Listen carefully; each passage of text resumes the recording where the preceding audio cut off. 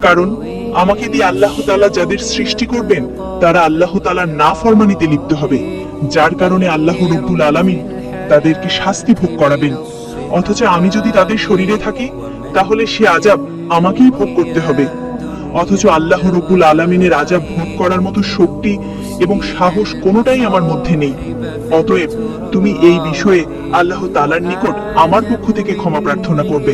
মাটির এই আর্তনাদ শুনে জিবরাইল আলাইহিস সালাম খালি হাতে আল্লাহর দরবারে ফিরে গেলেন এবং আল্লাহ তাআলার নিকট গিয়ে মাটির আর্তনাদ ও তার অক্ষমতা প্রকাশ করলেন।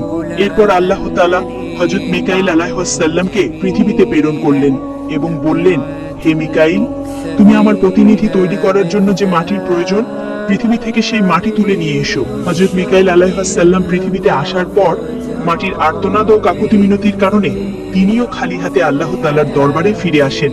এভাবে হযরত ইসরাফিল আলাইহিস সালামও তিনিও ফেরত গেলেন।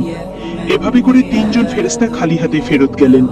অবশেষে আল্লাহ রাব্বুল আলামিন হযরত আজরাইলকে পৃথিবীতে প্রেরণ করলেন।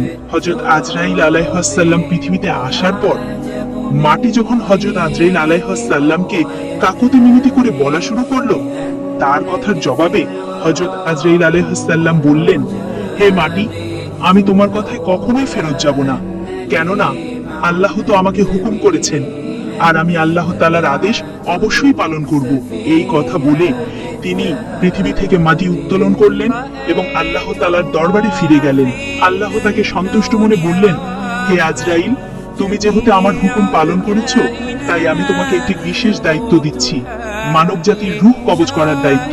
আজরাইল আলাইহিস সালাম বললেন, হে আল্লাহ, আমি যদি মানুষের জান কবজ করি তাহলে তার পরিবারের লোক আমাকে দোষারোপ করবে। আল্লাহ উত্তরে বললেন, তুমি চিন্তা করো